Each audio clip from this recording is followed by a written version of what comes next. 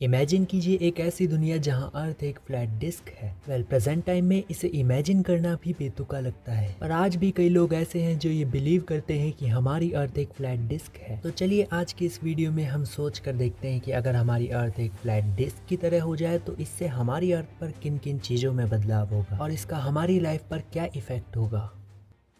इस thought experiment के लिए चलिए हम मानते हैं कि हमारी अर्थ स्फेयर नहीं बल्कि फ्लैट शेप में है। ऐसा होते ही सबसे बड़ा बदलाव ग्रेविटी और मूवमेंट में होगा। हमारी वर्तमान अर्थ की ग्रेविटी चीजों को प्लेनेट के कोर की तरफ खींचती है, पर अगर हमारी अर्थ फ्लैट है तो ग्रेविटी भी डिफरेंटली वर्क करेगी। जब हम सेंटर में होंगे तो प्रेजेंट टाइम जैसी ही ग्रेविटी होगी, पर जैसे जैसे हम अर्थ के एज की तरफ बढ़ेंगे तो ऐसा लगेगा जैसे आप किसी पहाड़ पर चढ़ रहे हो, और इसी कारण हमारी डेली लाइफ पर भी इफेक्ट पड़ेगा, क्योंकि चलना अब हर दिन का स्ट्रगल बन जाएगा और बिल्डिंग्स भी वर्तमान समय जैसी नहीं बल्कि ग्रेविटी के अनुसार बनानी होगी। इससे दूसरा बदलाव एयर प्रेशर और एटमॉस्फेयर में होगा। फ्लैट अर्थ के साथ एयर डिस्ट्रीब्यूशन अब अनइवन हो जाएगा। सेंटर में ग्रेविटी के कारण एटमॉस्फेयर थिक होगा और एजेस की तरफ बढ़ते बढ़ते एटमॉस्फेयर पतला होता जाएगा। जिस तरह पहाड़ों पर एयर प्रेशर कम होता है उसी तरह एजेस पर भी अब एयर प्रेशर कम होगा। इसी कारण सेंटर से दूर सांस लेना भी मुश्किल हो जाएगा। इन सब की वजह से सेंटर से दूर रहने वाले लोगों के लिए सर्वाइवल एक चैलेंज होगा। ग्रेविटी में बदलाव के कारण वेदर पैटर्न भी चेंज हो जाएंगे, जिसकी वजह से विंड और स्टॉर्म केंद्र की तरफ ही ज्यादा आएंगे।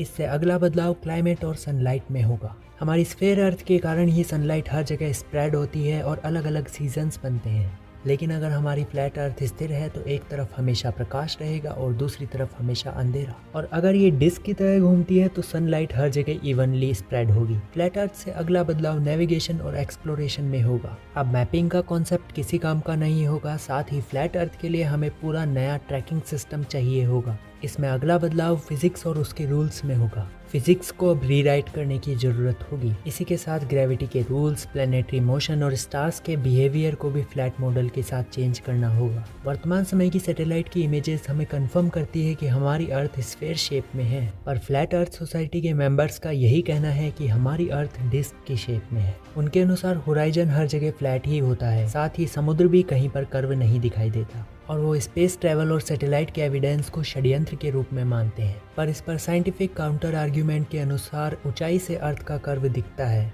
और साथ ही वेदर पैटर्न भी अर्थ के कर्व होने का ही एविडेंस है। वेल, आपको क्या लगता है कि वर्तमान समय में इतने सारे एविडेंस होने के बावजूद भी ये ग्रुप फ्लैट अर्थ पर क्यों बिलीव करता है? हमें कमेंट करके जरूर बताएं।